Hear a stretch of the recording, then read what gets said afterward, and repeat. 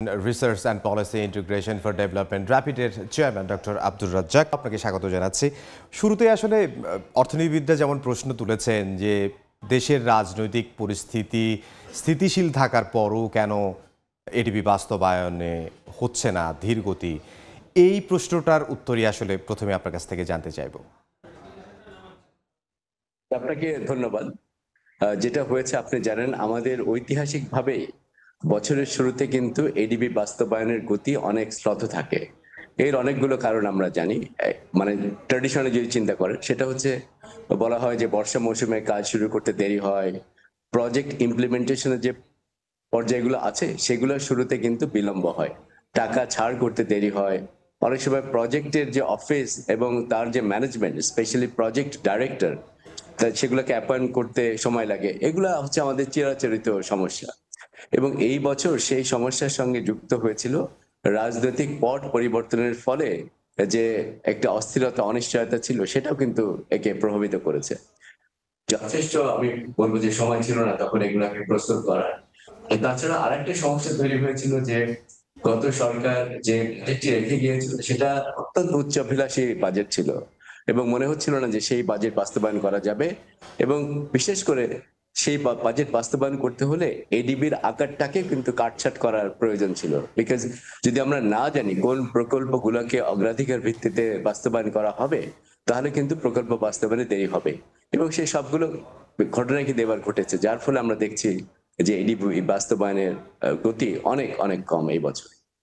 আচ্ছা, বাস্তবায়নের যে গতি দেখা যাচ্ছে অনেক কম গতি, যেটি আপনি বলছিলেন, কিন্তু চলতি অর্থ বছরে এডিপির আকার তাহলে কেমন কাটছাট হতে পারে বলে আপনি মনে করছেন? আমি এই পর্যন্ত এখনো কোনো সুনির্দিষ্ট তথ্যপত্র দেখি নাই যে যেখানে এডিবির আকারটা কতখানি কাটছাট করা হবে। এর আগে একদম শুরুর দিকে সরকার বলেছিলেন যে তারা এডিবির আকারটাকে 1,00,000 কোটি টাকা পর্যন্ত কমিয়ে নিয়ে আসবেন। পরে 50 বা 60,000 টাকার যে কমানো হবে সেটা শুনেছি, কিন্তু এখন পর্যন্ত কোনো হয়তো কনফার্ম তথ্যপত্র আমাদের কাছে নেই। এটা নিশ্চিত যে যথেষ্ট পরিমাণে কিন্তু এবার এডিবির আকার আমার কাছে মনে হয় কাটছাট করতে হবে। কারণ আপনি জানেন যে রাজস্ব আদায়েও কিন্তু একটা শ্লথগতি আছে। এডিবি বাস্তবায়ন নির্ভর করে দুটো জিনিসের উপরে: সরকার কতখানি তার নিজের পয়সা, যেটা সে ট্যাক্স আহরণ করার মাধ্যমে করে থাকে, যোগান দিতে পারবে, আর বিদেশি যারা দাতারা আছেন তারা কি পরিমাণ টাকা ছাড় করবেন। এই দুটো জিনিস নিশ্চিত না করতে পারলে এডিবি বাস্তবায়ন করাটা সম্ভব হয় না। কাজেই এইবারও মনে হয় যে এই দুটো জিনিস দেখতে, বিশেষ করে সরকারের পট পরিবর্তনের পরে, খানিকটা সময় লেগেছে। রাজনৈতিক পট পরিবর্তনের পরে আমরা যেটা দেখেছি যে বিভিন্ন জায়গায় সংস্কার হচ্ছে, তাহলে এডিবি বাস্তবায়নের ক্ষেত্রে কি কি সংস্কার আসলে হাতে নেওয়া হয়েছে বা এই বিষয়ে যদি একটু জানাতেন। আমার কাছে যেটা মনে হয় যে সরকার এই বিষয়গুলো নিয়ে এখনো চিন্তা করছেন। পাবলিক ডোমেইনে আমরা পরিষ্কার করে এখনো কিছু দেখতে পারি না যে কোন সংস্কারের কাঠামোটা কি হবে এডিবি বাস্তবায়নের ক্ষেত্রে। কিন্তু আমি বলতে চাই যে যে জিনিসগুলো আমরা সবসময় বলে এসেছি যে বাস্তবায়ন করা দরকার, সেটি একটি হচ্ছে যে প্রজেক্ট গুলোকে ইনিশিয়েট করতে যেন কোনো রকমের বিলম্ব না হয়, আগে থেকে যেন যথেষ্ট মাত্রায় প্রস্তুতি থাকে, সেই ব্যাপারটা আমরা সবসময় বলে এসেছি। এটার সঙ্গে যোগ হবে যে আমাদের যে রাজস্ব আদায়, সেটাকে অনেক সময় যে আমরা অতি উচ্চাভিলাষী করি এবং রাজস্ব আদায় করা যায় না, তখন যে সমস্যাটা হয় এডিবি গুলোকে কাটছাট করতে হয়। একটি হতে পারে যদি আমরা রিয়েলিস্টিক আমাদের রাজস্ব কত আদায় করতে পারবো সেটা যদি আমরা নির্ধারণ করতে পারতাম, তাহলে যেটা হতো যে প্ল্যান করাটা আমাদের জন্য অনেক সোজা হতো। হ্যাঁ, কাজে একটা সুপারিশ হচ্ছে সরকারের কাছে যে কতখানি রাজস্ব আসলে আদায় করা যাবে সেটাকে রিয়েলিস্টিক নির্ধারণ করা, যেটা গত সরকারের সময় খুবই আনরিয়ালিস্টিক টার্গেটস দেওয়া হতো এবং তারপরে সংশোধিত বাজেটে এসে আমরা দেখতাম যে যথেষ্ট পরিমাণে কাটছাট করা হচ্ছে।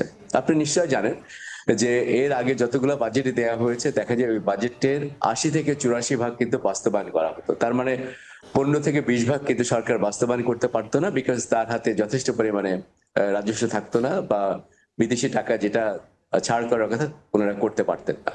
এবারও কিন্তু সেই প্রবলেম গুলো থেকেই যাচ্ছে। কাজে আমার কাছে মনে হয় যে এগুলো একটু খতিয়ে দেখা দরকার। তবে একটি জিনিস আমি আপনাকে বলি, এটা আমাদের ধর্তব্যের মধ্যে নিতে হবে।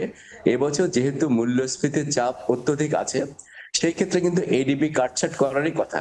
এবং এডিবি যদি যদি ইমপ্লিমেন্টেশন স্লত হয় সেটা হয়তো মূল্যস্ফীতিকে আমাদের কমিয়ে আনতে হয়তো সাহায্য করতে পারে, মানে এটা সাপে বড় হতে পারে।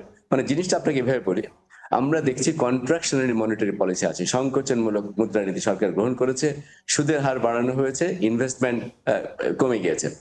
এটার সঙ্গে সরকারের কিন্তু যে ব্যয় সেটাও কিন্তু কমিয়ে আনতে হবে। যদি কমানো যায় তাহলে ওই মূল্যস্ফীতিকে নিয়ন্ত্রণ করার জন্য যে প্রয়াস, সেই প্রয়াসটা কিন্তু আরো গভীর হবে। কাজে আমি বলবো যে এডিপি বাস্তবের এখন যে স্লথ হয়েছে এটা নিয়ে অত বেশি হয়তো উদ্বিগ্ন হওয়ার কারণ নাই। তবে আমি মনে করি যেটা সরকার এই মুহূর্তে করতে পারে, যেহেতু আমরা এডিবি কে সম্পূর্ণভাবে বাস্তবায়ন করতে পারবো না, এডিবি থেকে একটি অংশ কাট করে নিয়ে এসে যদি আমরা সামাজিক সুরক্ষা খাতে যদি দিতে পারি, তাহলে যেটা হবে কি, যারা মূল্যস্ফীতির কষাঘাতে এখন আছেন তারা হয়তো খানিকটা সুবিধা লাভ করবে না।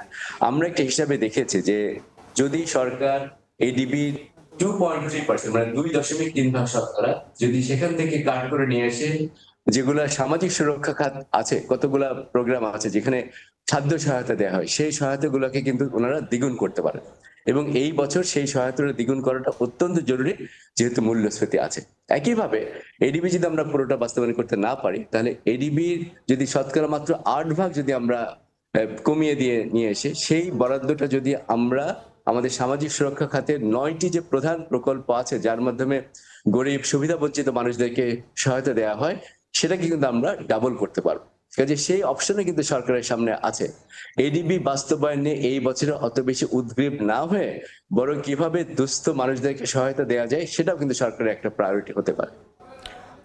এডিপি সবসময় আসলে আমরা দেখেছি যে একটু উচ্চাভিলাষী হয়, রাজস্ব আদায় কমও হয়, কিন্তু এই যে প্রকল্পগুলো যখন হাতে নেওয়া হয়, যারা এই প্রকল্পগুলো নিচ্ছেন হাতে একটু উচ্চাভিলাষেই বলবো, তাহলে তাদের বিরুদ্ধে কোনো ব্যবস্থা কি আসলে নেওয়া হয় না কখনোই? এবার কি নেওয়া হবে কিনা, বা নিলে কি আসলে ভালো হবে কিনা, আমাদের উন্নয়নের জন্য এটা দরকার কিনা? আপনি ভালো প্রশ্ন করেছেন, প্রশ্নটা একটু ট্রিকি। আমি বলবো যে দেখুন, যে উন্নয়ন প্রকল্পগুলো নেওয়া হয় সেগুলোর সঙ্গে রাজনৈতিক দর্শন একটা ব্যাপার থাকে, সেগুলোর সঙ্গে সরকার কি করতে চায় তার দর্শনটা থাকে।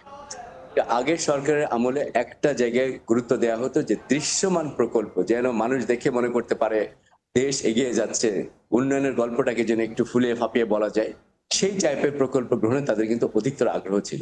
দৃশ্যমান প্রকল্প যেগুলো বড় অবকাঠামো, সেগুলোর ক্ষেত্রে আবার বড় রকমের দুর্নীতি করার সুযোগ থাকে, সেটাও কিন্তু আমরা দেখেছি যে আগে ছিল। কাজে এই সরকারের সময় অন্তর্বর্তীকালীন সরকার হয়তো সেটা নিয়ে কাজ করছেন যে প্রকল্পগুলোকে এমন ভাবে চিহ্নিত করা যায় যেখানে সাধারণ মানুষের বেনিফিটটাও আসবে। অবশ্যই আমাদের অবকাঠামোয় খরচ করতে হবে, কিন্তু এটার সঙ্গে সঙ্গে মনে রাখতে হবে যে সমাজে অন্য মানুষের যেন প্রকল্পগুলো থেকে সুবিধা পায়, সেটা কিন্তু আমাদেরকে মনোনিবেশ করতে হবে। আরেকটি ব্যাপার দেখুন, না বললেই নয়, সেটি হচ্ছে প্রকল্প ব্যয়ের গুণগত মান।